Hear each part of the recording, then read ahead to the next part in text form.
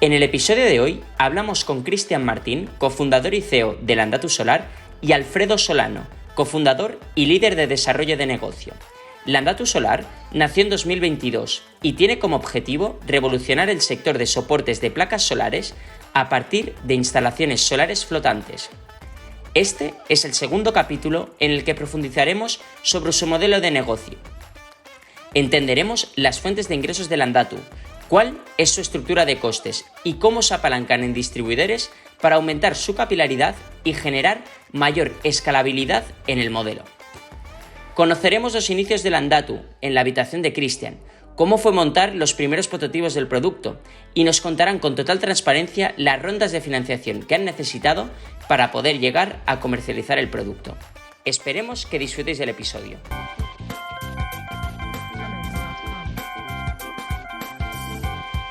Hola, soy Xavi Vallés. Hola, soy Pau Tena. Y esto es Geni, un espacio de conversación con la generación Impacto. Seguimos con la parte 2, con Landatu, seguimos en el mismo sitio. Y la misma hora, 5 misma minutos hora. más tarde. Y se incorpora ahora Alfredo Solano, que es director de desarrollo de negocio de la empresa. ¿Qué tal? Buenas tardes. Buenas tardes. Y de hecho, ya que eres el nuevo, porque ya el resto ya nos conocemos de hace media hora, cuéntanos un poco cuál es tu rol en la compañía.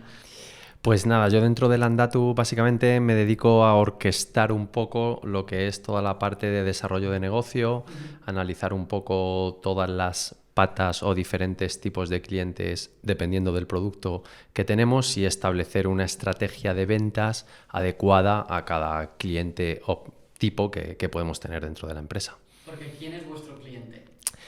Pues dependiendo del producto, generalmente podemos diferenciar 2-3 tipos de cliente, ¿no? Si estamos hablando más de la parte de Landblock, aquí nos estamos dirigiendo... Landblock es el de tierra. Efectivamente, vale. El soporte lastrado con agua para superficies planas. Uh-huh. Aquí nos estamos orientando mucho a un cliente que generalmente va a ser o un distribuidor a nivel nacional, a nivel internacional, alguien que está ya en la cadena de distribución de productos de energía solar, o bien también nos podemos dirigir a grandes ingenierías o EPCistas que van a desarrollar proyectos de un volumen interesante. Entonces muchas veces necesitan venir directamente al fabricante para que les ayudemos en ese proceso de diseño, análisis de otros parámetros importantes, y ahí es donde nuestro equipo de ingeniería entra y entonces sería nuestro cliente objetivo. ¿Y el distribuidor, luego su usuario, son empresas de instalación? Sí, principalmente Vale. Los distribuidores suelen ser,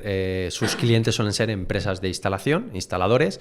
Alguna vez hacen redistribución. Hay algún distribuidor grande que también vende a distribuidores pequeños, pero generalmente van a ser instaladores, empresas instaladoras. ¿Y cómo es ese mercado? Porque es interesante, porque yo pienso y digo, joder, debe ser un mercado muy local de, oye, en la zona del Garraf de Barcelona pues están estos 4 instaladores y en el País Vasco pues otros y una empresa totalmente distinta. En este caso, ¿es algo muy local o son grandes empresas y luego tal vez pues hacen redistribución a empresas más pequeñas? Aquí nosotros lo que hemos detectado es que hay como 2 tipos de distribución. Los distribuidores más locales, que generalmente son distribuidores pues, a nivel provincial, regional, que dan servicio un poco aunque también todos van a tener servicio un poco fuera de esa zona de actuación, pero principalmente trabajan en zonas de actuación más cercanas porque solamente suelen tener un almacén de distribución. Y luego ya entramos en distribuidores que abarcan a nivel nacional porque o bien tienen una gestión logística mejor en su cadena, o bien tienen varios centros de distribución, y ahí ya entramos en distribuidores que perfectamente pueden tener 2, 3, 4, 5 o 15 almacenes a nivel nacional, ¿no?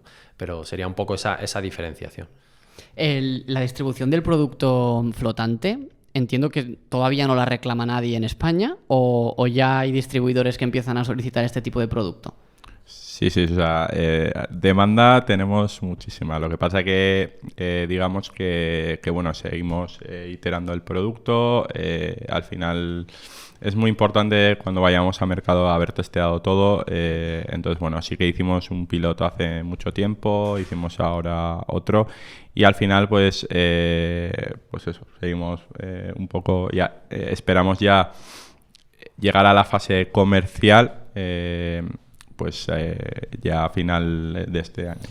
Si bien es verdad que aquí hay una pequeña apreciación, y es que ese tipo de producto flotante no va a ir a la cadena de distribución, ¿vale? Ahí sí que el cliente final nos quedamos solo con la parte de ingenierías y epecistas, que son los que nos reclaman ese producto, porque ahí sí que hay una parte de ingeniería que nuestro equipo tiene que analizar y desarrollar cada proyecto. Entonces, la parte de distribución entran en juego cuando a ellos les piden algo así, que nos lo redirigen directamente a nosotros, pero no es un producto orientado a estar en el canal de distribución, porque siempre es necesario un proyecto de ingeniería por detrás, de análisis, diseño. No es algo que se pueda llegar, vender, comprar, quién te lo instala, bajo qué condiciones, premisas, etcétera. Eso quería preguntar, que es, ¿las placas solares o los paneles solares son muy distintos en función del productor o de la empresa? ¿O tienen algún tipo de medida estándar? Bueno, o sea, hay unos tamaños típicos de panel, pero sí que hay cambios, que cada vez se hacen paneles un poco más grandes. Pues ahí, si miramos la trayectoria, pues hace más años se usaban paneles de 60 celdas, que bueno, esos tenían una medida de unos 600 de largo por 1 metro de ancho. Ahora se hacen cada vez paneles más largos, pero bueno, más o menos hay estándar, y el producto al final tiene que abarcar esos diferentes. Y luego, un poco acompañando un poco lo que decía Alfredo, nosotros al final, para la parte de tejados, el soporte lastrado por agua, pues es un producto que es mucho más escalable, que te da cash flow, que lo pones en la línea de distribución y o sea, al final tú controlas esa logística y vas proveyendo, ¿no?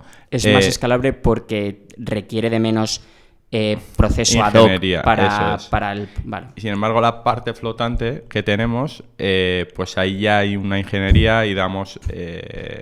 simplemente no puedes dar el flotador y ya está, porque, como comentaba antes, lo importante es diseñar unos sistemas de anclaje, porque el agua tiene que subir y tiene que bajar y tiene que estar todo unido, y entonces no puedes dar simplemente el soporte, porque si ocurriera algo, al final es tu producto el que se ve afectado, ¿no? Entonces eso va acompañado de una ingeniería, y digamos que la ingeniería no escala tanto, por así decirlo, requiere de un seguimiento, no sé cómo decirlo, pero vamos, al final son modelos que se complementan, porque uno de los productos te traen leads al otro, y la flotante, pues muchos te conocen por la parte de tejados y que también hacéis flotante, y viceversa, pero que digamos que a nivel de modelo de negocio pues son diferentes tanto en el canal como el tipo de clientes.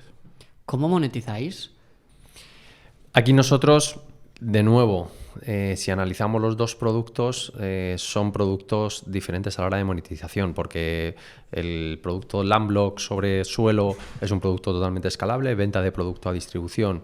De vez en cuando se hace algún análisis de proyecto, pero directamente vendemos piezas unitarias. Tenemos 6, 7, 8 referencias, es lo que vendemos actualmente, y esa es la manera rápida y sencilla de monetizar esa parte. Y luego el producto de flotante, pues ahí ya intervienen tanto los costes propios de lo que es el sistema de flotación o de anclajes, como el diseño del proyecto de ingeniería, la supervisión en campo, es decir, en el momento de instalación por una o varias personas de nuestro equipo, e incluso también pueden entrar en juego ya el mantenimiento, es decir, los costes de mantenimiento que pueda tener esta planta, pues X al año, durante X años, por contrato, etcétera. Para Landblock no hacéis mantenimiento. Efectivamente, ahí está el instalador, para eso está la figura del instalador. El instalador ahí es digamos, la empresa que hace la ejecución de la instalación y el mantenimiento a partir de nuestro manual. Ahí sí que es muy sencilla la instalación, no es nada diferente a lo que ya están usando en el mercado para una cubierta plana, pues es un soporte diferente, pero una instalación que es relativamente parecida, ¿no? No hay nada novedoso. En la parte flotante sí es muy diferente el sistema de instalación, por tanto también tenemos que supervisarlo y bueno, pues digamos que el modelo de negocio ahí cambia un poco y monetizamos también con más servicios añadidos. ¿Y eso está internalizado o externalizado, el mantenimiento de la parte flotante? Eso a priori lo tenemos externalizado, es decir, nuestra idea es tener un equipo externo formado y certificado de alguna manera por nuestro equipo de ingeniería, para que pueda tanto instalar como mantener o hacer el mantenimiento de aquellas instalaciones ejecutadas con nuestro sistema. Y para Landblock, que entiendo tal vez no hay tanta diferenciación, a nivel de producto como tal, porque ya existen soluciones. La diferenciación es por precio, porque sois mucho más baratos, porque vuestro sistema es más barato de construir y por lo tanto sois más baratos, o ¿cuál es vuestra propuesta de valor distinta al mercado? O sea, bueno, sí que es verdad que actualmente somos un poco más caros que los soportes de hormigón si estamos analizando solo el coste unitario y bueno, y depende, porque hemos visto precios de todo tipo, ¿no? Digamos que estamos en un precio medio, ¿no? Depende con qué nos comparemos. Hay estructura metálica lastrada, hay o simplemente soportes de hormigón. Entonces nosotros nos moveríamos en un precio medio, ¿vale? Pero además si tienes en cuenta todas las ventajas que tiene de que el transporte es mucho más sencillo, el ahorro de tiempo de la instalación, porque al final es una base, clac, y siguiente. Entonces es mucho más fácil que estar moviendo perfiles metálicos a una azotea o bloques de hormigón que necesitas grúa, que pesan un montón. Entonces el tiempo de instalación es una variable que tienes que tener muy. Entonces, si al final analizas todo el proyecto, sí que estaríamos hablando de que somos más baratos. Claro, porque también el transporte es más fácil y por lo tanto también mucho más barato, porque no necesitas 25 camiones y necesitas solamente uno. Eso es. Uno para poner un... Eso es, y sobre todo esa variable de la velocidad de la instalación, porque si tú en un mismo tiempo puedes hacer varias instalaciones. De hecho, muchas empresas que nos hemos encontrado, el problema no es tanto... O sea, tienen muchísimas instalaciones que ejecutar y igual no tienen... Entonces, si yo en un día puedo hacer 2 instalaciones en vez de una, oye, pues es con tu mismo equipo, el mismo número de instaladores, pues al final... Claro, ahí entra en juego, además de la simplicidad del sistema de montaje, también la fatiga de los instaladores, que parece que es algo que muchas veces no se tiene en cuenta, pero con los sistemas actuales un instalador tiene que estar 8 horas de trabajo moviendo lastres de hormigón por una cubierta. Tú los subes arriba, los descargas y luego los tienes que hacer el replanteo, que se llama, moviéndolos cada 2 metros en N filas, y al final eso lo hace pues 1, 2, 3 instaladores ayudados de alguna pequeña maquinaria, carretilla o lo que sea, pero al final lo tienes que subir y bajar. Eso provoca fatiga, que parece que no, pero este producto... Falta de precisión, tal vez. ¿Perdón? Falta de precisión casi por la fatiga también. Claro, al final ahí lo que te hace es que al principio puedes ir más rápido, cada vez eres menos eficiente, y porque al final la persona se va fatigando y nosotros lo vemos hablando con instaladores, es como, es que yo aquí no manejo peso, aquí yo muevo 2 kilos, lo voy replanteando y al final lo lastro, ¿no? Entonces, ¿En el agua esto será mejor? Porque mover un bidón por el agua parece más sencillo que por una azotea, ¿no? No sé si claro, la instalación... En el agua el sistema de instalación es un poco diferente. Si quieres, cuéntalo tú cómo se instala esto. Sí, básicamente vas montando en tierra, digamos, y los vas lanzando poco a poco. Vas uniendo una fila, la lanzas, vas uniendo otra fila, la vas lanzando. O sea, no te requiere nunca estar en el agua. No. El montaje se hace siempre fuera y luego se lanza al agua una vez que está todo listo, ya incluso la conexión eléctrica y todo. Y luego pues se lleva hasta la posición en la que se quiere instalar. ¿La conexión eléctrica es flotante también? Sí. Sí. Hay una conexión eléctrica que puede ser flotante, que se hace que el propio cable esté flotando. También hay otras opciones que se hace que vaya por encima de una pasarela, ¿no? Una pasarela de mantenimiento de las que usamos. Se monta como un sistema pasarela desde tierra al sistema flotante y por ahí puede ir el cable encima, ¿no? Pero hay cables que perfectamente aguantan la humedad y están diseñados para estar en el agua.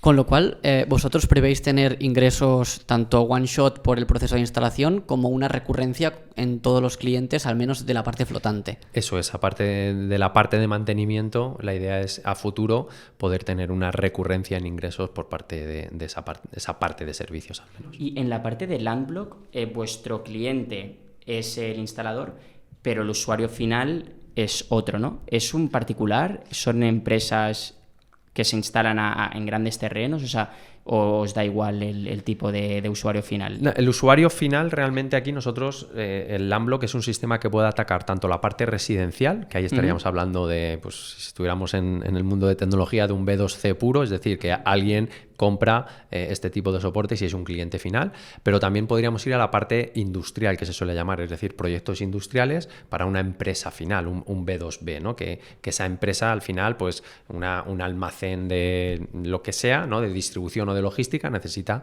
tener también un sistema fotovoltaico en su nave, en una cubierta plana, ¿no? Entonces al final nos dirigimos a todo, digamos que el producto va a acabar en manos de todo tipo de clientes. Pueden ser una parte más industrial o una parte más doméstica. Pero ¿no? actualmente vendemos a distribuidores y, o sea, dentro de la cadena, ¿no? De lo que es el ciclo, ¿no? Nosotros Pero somos... visibilidad de esa última pata, ¿no? Entiendo. Sí, o sea, En muchas partes sí, esa parte la podemos perder, esa visibilidad. sí, o sea, dentro de lo que es la cadena, pues estaríamos los que fabricamos productos, ya sean paneles solares, inversores, cables o soportes, como es nuestro caso.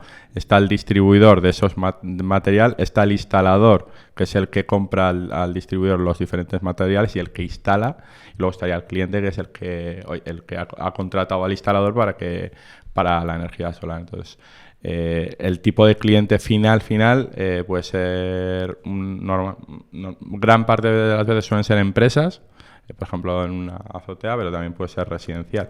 O sea, el distribuidor realmente es un puro mayorista, ¿no? O sea, no Sí. añade ningún tipo de valor.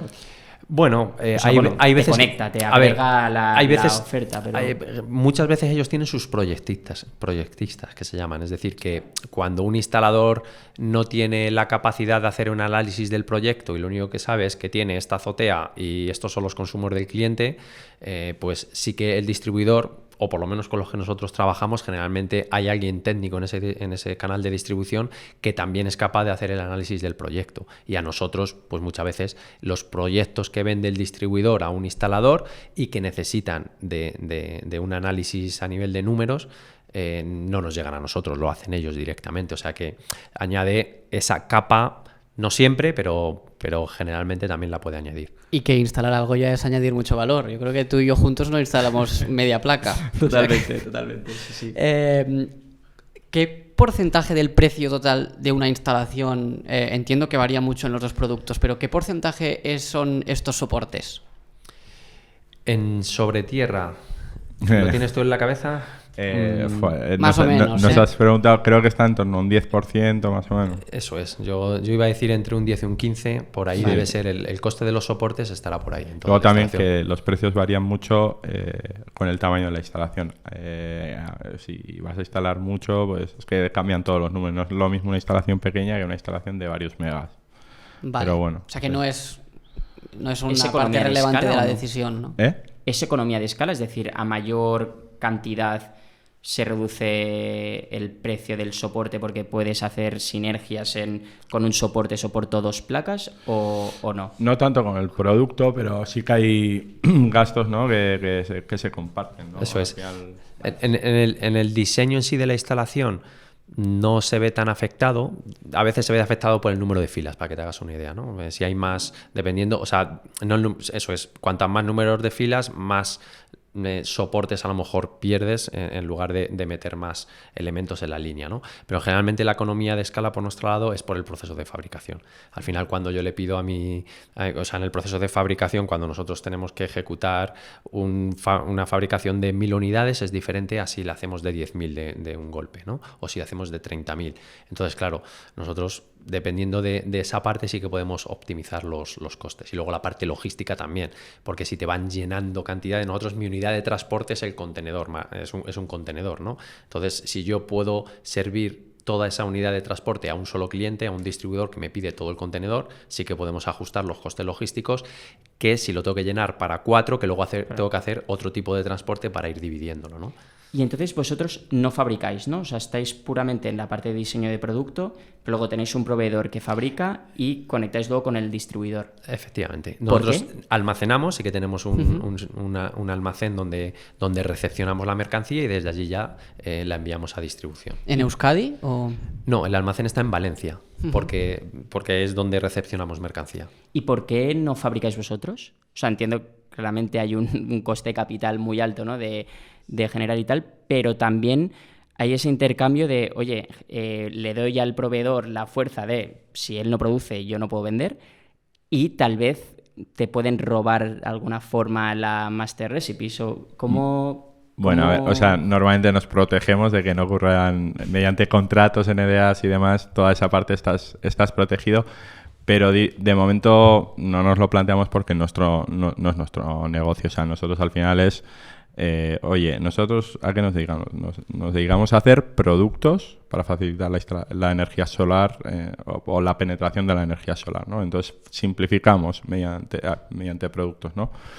Entonces, claro, si nos tuviéramos que plantear que voy a diseñar con una estructura de metal y yo también tengo que tener una fábrica para extruir metal, o tengo que fabricar tornillos, o tengo que fabricar... entonces nuestro modelo de negocio es el diseño. El diseño de productos. Eso, el crear productos, ¿no? O sea, al final es inviable fabricar todo. O sea, porque si bien el soporte te lo podrías plantear, ¿no? Pues me compro una máquina que cuesta 2 millones de euros y empiezo.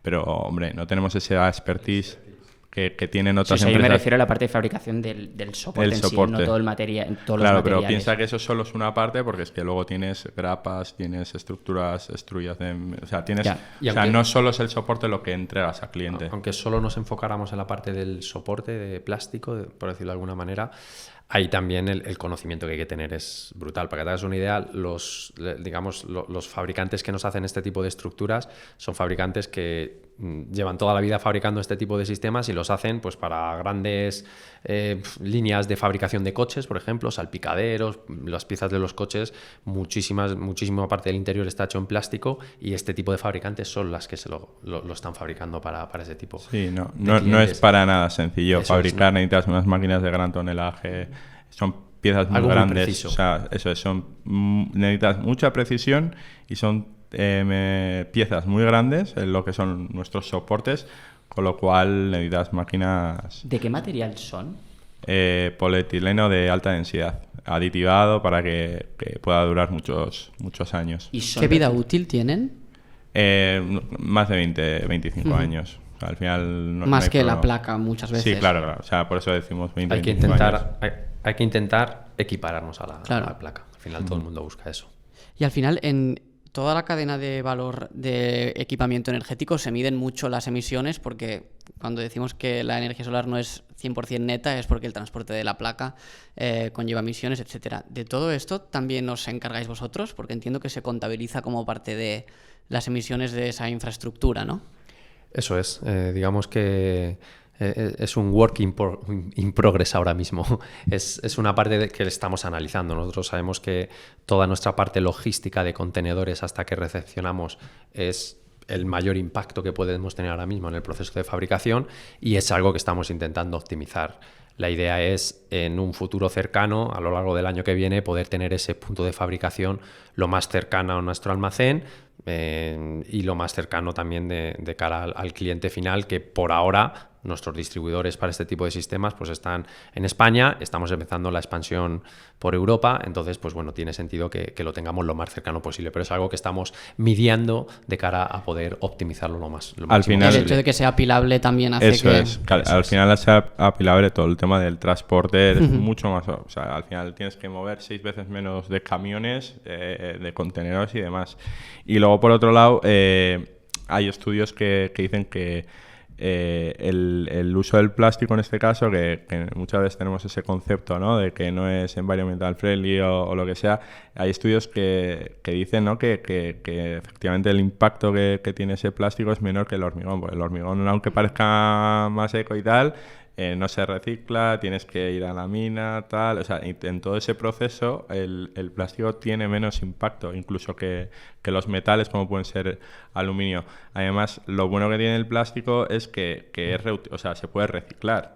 Entonces, nosotros, como transportamos apilados, el descommissioning, o sea, la desmantelación también, tienes esa ventaja también a la hora de quitar la instalación, ¿no? Entonces, yo creo que las ventajas son bastante importantes en ese sentido, pero es una tarea pendiente en analizar punto por punto el impacto. Más o menos lo hemos intuido ya durante la conversación, pero ¿en qué etapa se encuentra ahora Landatu? Pues actualmente nosotros estamos ya en fase de comercialización y crecimiento a nivel nacional con el producto Landblock, el producto sobre tierra. Ese producto ya lleva 3 meses comercializándose en España y Portugal. Justo ahora ayer mismo casi venimos de Intersolar, tuvimos ahí un stand y estuvimos presentando nuestro producto ya a nivel internacional, buscando distribuidores a nivel europeo, aunque también hablamos con Middle East, hablamos con Latinoamérica. Bueno, al final allí es el punto de encuentro casi a nivel mundial de nuevas tecnologías del sector renovables. ¿Y funcionan este tipo de ferias? O sea, a nivel... Porque espectador tal vez es más por curiosidad de entender y tal, pero a nivel de un negocio, ir ahí es algo que es muy útil para encontrar inversión. Es donde tienes que estar. Es donde... O sea, sí. O sea, al final, donde te das a conocer, por mucho que hagas push en el marketing y demás, ahí está todo el mundo del sector. Y están todos los distribuidores. Entonces, sí, salimos de allí con muchos contactos. Claro, muchos contactos y demás. Y por terminar lo que decías, eso, parte del unblock de tejados, el soporte lastrado por agua, ya estamos empezando a internacionalizar, o empezamos ahora.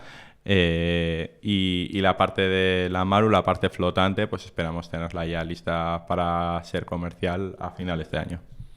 Ahí tenemos muchos proyectos ya presentados, el pipeline es amplio en la parte de la Maru y bueno, pues estamos esperando cerrar ya el proceso final del producto para poder empezar. ¿Cuánto puede tardar el proceso de venta de la Maru? La Maru no es. Sí, mucho. Son procesos largos. Porque el proceso en general entiendo que es un proceso difícil, ¿no? O sea, que se tiene que evaluar, un buen análisis, os tienen que también dar muchos datos ellos, o sea, hay también dependencias. Sí, generalmente este tipo de proyectos son proyectos a largo plazo.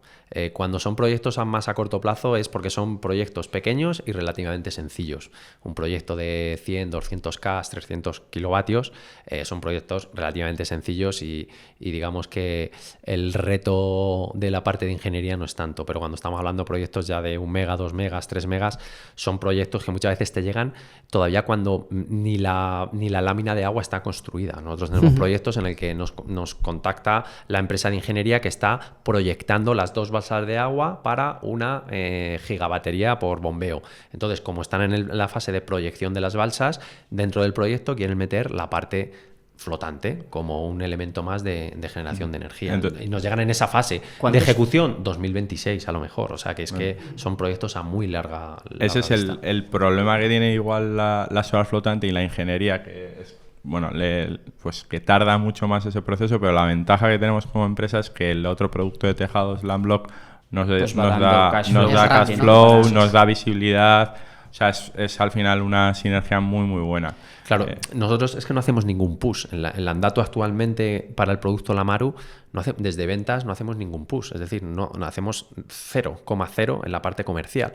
Pero como lo hacemos en la parte de Landblock y al final la gente llega a ver Landblock, llega a Landatu y ve que hacemos flotante, nos entran todas las semanas proyectos de flotantes para analizar. Entonces, estamos en ese punto en el que los proyectos de flotante nos van apareciendo, pero como sabemos que son a largo plazo, pues los estudiamos, los analizamos y los vamos presentando, ¿no? Pero cuando nos llega uno muy a corto plazo, pues por esto que hemos contado, que es cuando estamos en el punto problemático, ¿no? Y es pues perdona. ¿Es un mercado que lo veis que ya empieza a estar maduro o todavía está incipiente y son proyectos, como has comentado tú, más a 2026, 2027, etcétera?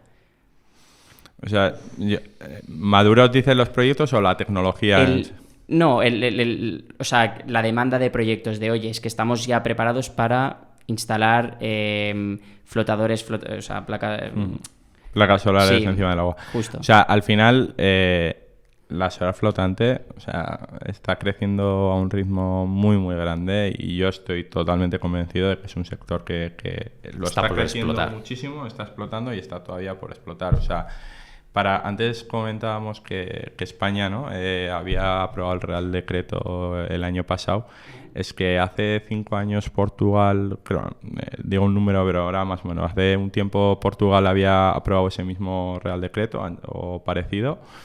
Y es que el año pasado se sacó a oferta 256 megas o 205, o sea, que son megas, para que tengan en la cabeza, una hectárea más o menos. Entonces estamos hablando... Que una hectárea es un campo de fútbol. Sí, eso es. Más o menos los números así cambian un poco, pero es más o menos 1 mega, es 1 millón de proyectos más o menos y una hectárea, o sea... Entonces estamos hablando de un proyecto de mucho, o sea, mucho, y es un mercado que en la solar flotante, en el momento que vaya al mar y consigas hibridar la eólica con la solar en el agua y tal, o sea, yo, vamos, convencido de que es un sector que va a tener mucho que decir, ¿no? Por todas las ventajas que también de por sí tenía la tecnología. Pero sí, o sea, es el problema de la ingeniería, como el que cualquier otra ingeniería que se dedica a cualquier otro sector, pues son proyectos que desde que empiezas a presentar documentos y tal hasta que se ejecutan, pues tarda más tiempo. ¿Y el sector de la inversión también cree en eso? O sea, ¿cómo lo habéis notado también la parte más de la inversión? ¿Os ha costado convencer a empresas, a Venture Capitals? No sé si habéis levantado algo de dinero, pero ¿cómo veis también el lado de la inversión? Porque al final no es un software, ¿no? Y tal vez en España, que está muy de moda el software, B2B, SaaS, tal, sí. ¿Cómo veis todo este tema también? Sí, no somos fancy, ¿no? Exactamente. No somos IA, no somos SaaS. Recibimos muchas respuestas de... tiene demasiado hardware vuestra empresa. Sí. He recibido varias de esas. Pero bueno, o sea, nosotros arrancamos, hicimos un primer piloto pagado a pulmón. Y luego cuando demostramos ese primer piloto, que pues ya levantamos dinero, una primera ronda de inversión de 130.000 euros aproximadamente, completada con financiación. Y con eso lo que hemos podido hacer es ya fabricar el producto que va a salir a mercado, ya un producto ya... que al final los moldes para fabricar estas piezas de plástico son muy, muy caros. Entonces la inversión somos muy intensos en capital en ese sentido porque somos una empresa industrial. Pero bueno, lo que hemos conseguido con esa ronda pequeña, que tampoco hemos conseguido llevar el producto a mercado, y ya estamos teniendo recurrencia en ingresos, estamos facturando y la verdad que estamos con mucho superando la facturación que teníamos prevista. O sea, yo creo que si las cosas van como van, yo creo que vamos a conseguir grandes números. Qué bien. Por si hay alguien que nos escucha que tiene una balsa en casa y optimizaros un poco el funnel, no sé si hay requisitos de entrada, de superficie mínima a la hora de instalar este tipo de proyectos, porque entiendo que en la parte de suelo, pues los mismos que cualquier tipo de proyecto solar, ¿no? Sí, sí, correcto. En la parte de suelo no hay ningún tipo de restricción. Puede ser la instalación tan pequeña como quieras. Un panel y 2 soportes Landblock te valen para generar. En la parte de flotante nosotros generalmente, analizando un poco la parte, los economics, solemos decir que por debajo de 100 kilovatios un sistema flotante sale relativamente caro. Siempre que se esté comparando con uno sobre suelo, que ya nos hemos encontrado a veces que algún cliente nos dice es que yo no tengo por qué comparar con uno de suelo porque no tengo espacio, y como no tengo espacio y solo tengo esa balsa, el precio no es comparable con. Entonces nosotros solemos decir eso, que 100 kilovatios suele ser el tamaño mínimo en la que un proyecto flotante te empieza un poco a salir a nivel de números. Por debajo de ahí pues te va a salir relativamente caro. Relativamente caro es pues que te puedes ir perfectamente a 70, 80, 90 céntimos por vatio, ¿no? Que es un poco cómo se suele medir el coste en este tipo de instalaciones. A nivel de a nivel de superficie, una balsa para 100 kilovatios, no sé si lo tienes tú en mente ahora mismo. Yo soy de la parte de es que negocio. el que se encarga de eso era Juan. Generalmente una balsa con que tenga 20 por 25 metros más o menos, ahí ya te entra una instalación de 100 kilovatios por ahí, sí, porque te vas a... Sí. ¿Y cuántos flotadores se necesitan? ¿Cuántos? El sistema de flotación ahí pues es un 2N, ¿no? Sí, dos flotadores por panel, más un tercero de mantenimiento. Más un tercero que se pone en pasarela de mantenimiento, y cada panel normalmente ahora los que más se instalan son de entre 450 vatios a 550. Más o menos, a números gordos, estándar. Con 100 paneles de 500 vatios instalas 50 kilovatios más o menos, ¿no? Y entonces pues para 100 paneles necesitarías, así a números gordos, unos 300 flotadores. Seguramente luego en el diseño te salen 300 y pico, pero por ahí estaría entre 300 y 350. Y avanzando en ese funnel, el estudio de ingeniería, eso no se cobra. Dentro del sistema flotante, los proyectos de flotante, ahí sí que tenemos una partida, o sea, el estudio previo de presupuesto no, pero luego, una vez que se acepta, ahí ya sí que entra una parte del presupuesto, entra para el diseño ya exacto de lo que es el sistema de flotación, el sistema de anclajes, análisis de viento. Tenemos desarrollado un software que nos hace todas las simulaciones de vientos, oleajes, el sistema de equilibrio, etcétera. Entonces, toda esa parte, una vez que se acepta el proyecto, sí que hay una partida económica para toda esa parte. Sí, es un desarrollo propio que tenemos ejecutado nosotros, que bueno, es un sistema que ayuda a simular los sistemas en flotación que ejecutamos nosotros con nuestros sistemas de anclajes, que son bastante peculiares. ¿Y cómo es que lo habéis desarrollado? ¿Es algo que os da una ventaja competitiva? O sea, al final como comentaba, ¿no? Lo más importante de las solar flotantes no es tanto el flotador y el panel, sino el diseñar unos sistemas de anclaje, porque pensar que al final el agua puede subir y puede bajar, y entonces todos esos cables, cuando baja el nivel de agua, necesitarías una longitud mayor de cable, porque el poste se suele poner fuera, aunque también se puede hacer a fondo, y cuando sube ese nivel de agua, esa cuerda quedaría destensada, ¿no? Entonces, bueno, tampoco...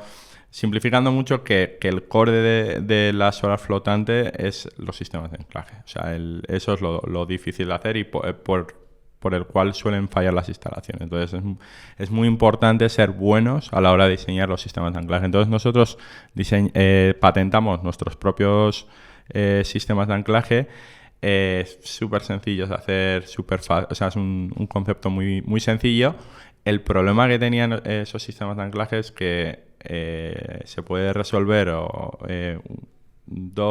se puede resolver solo 2 cables, 3. En el momento que te empiezas a meter con más número de cables, solo puedes resolver matemáticamente con el uso de software. Entonces necesitamos del software para resolver el problema matemático, ¿vale? Entonces ahí pues nos apoyamos también de la universidad y demás, y desarrollamos un software que la verdad es que es bastante único.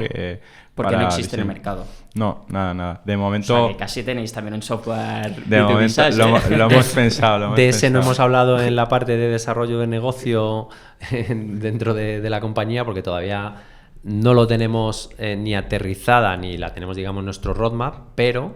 a un futuro largo es una posible vía más de comercialización.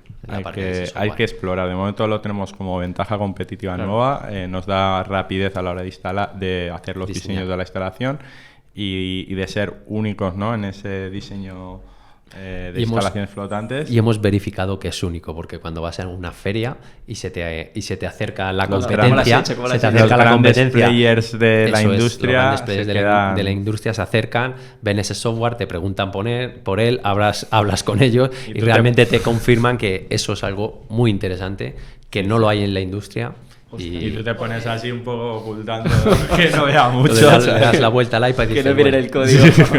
Porque ingesta datos meteorológicos, no sé, sísmicos, o es más... No, es simplemente el calcular los anclajes. O sea, le metes el tamaño de la isla, de flotadores, y te calcula un poco los puntos de anclaje, qué longitud de cables, qué resistencia, qué vientos está sometida a la isla. Entonces te calcula pues todo lo que necesitas para hacer los anclajes. Claro, la posición. Digamos que la resultante de este software, además de la simulación, es que te exporta todos esos datos a datos que puedes llevar sobre la instalación. Campo. Es decir, te llevas un Excel, te puedes exportar un Excel, y cuando vas a campo tienes todos los datos de exactamente dónde tienes que poner cada poste, la longitud de cada cable, el peso que le tenemos que meter, peso móvil que tenemos para garantizar la estabilidad, la tensión constante de cada cabo. O sea, tiene un poquito de chicha por detrás esa parte. Y para desarrollar todo esto, porque hemos hablado de producto físico, cadena logística, red de comercial y de distribución, un software que nos acabamos de enterar en el tiempo de descuento casi. ¿Qué equipo tenéis? Pues actualmente somos 7 personas. Y bueno, hacemos lo que podemos con lo que tenemos, ¿no? Sí que esperamos este año ir incorporando cada vez más gente. Y bueno, esos son... Sí, ahora mismo somos 7 personas, la idea es acabar con 10. ¿Y dónde estáis focalizados? ¿En esfuerzo comercial? ¿En desarrollo de ingenieril, entiendo. Sí, tenemos pues bueno, 2 personas un poco más en la parte de desarrollo de producto. ¿Vale? Después tenemos otras 2 personas más en la parte de desarrollo de proyectos e ingeniería. Yo estoy más en la parte de desarrollo de negocio con otra persona que se encarga también de la parte ahora de internacionalización, o sea que 2 personas estamos más en la parte de internacionalización y desarrollo de negocio nacional, y otra persona más está con la parte de contenidos y marketing, que es la que menos lleva dentro de la compañía. Y última pregunta, tal vez me matas, pero y tal vez debería ser una de las primeras preguntas, pero bueno, nos ha surgido ahora. ¿Cómo empezó Landatu? O sea, al final decías, ¿no? Hablabas de un primer test o un primer MVP. ¿Cómo es? ¿Cómo te surge esa idea? ¿Vienes del sector fotovoltaico? No de la exactamente, ¿no? eólica. De la eólica, vale, es verdad, sí. Sí, o sea, yo cuando me dedicaba a la eólica vi que esa transición al mar, que yo empecé a pensar, oye, ¿por qué no hacer instalaciones en el agua? Y literal me empecé a indagar, vi la necesidad esa y empecé literalmente en el cuarto de mi casa. Lo primero que hice fue un flotador, lo fabriqué yo mismo, y ahí donde dormía, pues ahí estaba yo trabajando, una auténtica locura. Y luego, digamos que una vez que hice ese que no sirvió de nada realmente. ¿Cuánto pero bueno, se parece el actual a ese? Nah, no mucho. No mucho, pero bueno, sí que por lo menos el segundo sí que se parecía. Entonces, la segunda versión ya, digamos que hice una inversión potente en fabricar unos moldes, pero era otro proceso de fabricación termoconformado. Ya con ese hice el piloto y ya, bueno, empecé a buscar financiación. Empecé a llamar las puertas de empresas del sector solar, Business Angel y demás, y ahí es cuando conocí a mis socios, tanto Alfredo como Juanpe. Obviamente yo solo no podía llevar esto adelante, era una auténtica locura, o sea, no puedes diseñar, hacer... Y entonces les dije, bueno, es eso, que estaba haciendo esto, que todo lo que había hecho un poco, y que a ver si se sumaban a la empresa. Y nada, nos constituimos al de un mes o así, de conocernos. Bueno, ¿Esto cuándo fue? A nivel de timings, la constitución de la empresa fue en marzo del 22. Nosotros nos conocimos, bueno, yo con vosotros empecé en diciembre del 21 a hablar, más o menos. Sí, o en enero, yo creo, no sé por diciembre, ahí. Sí. Enero del 22, y en marzo del 22 nos constituimos. Hubo feeling. Que es muy importante. Muy, muy importante. Y bueno, tenía también buenas referencias tanto de Juanpe como de Alfredo.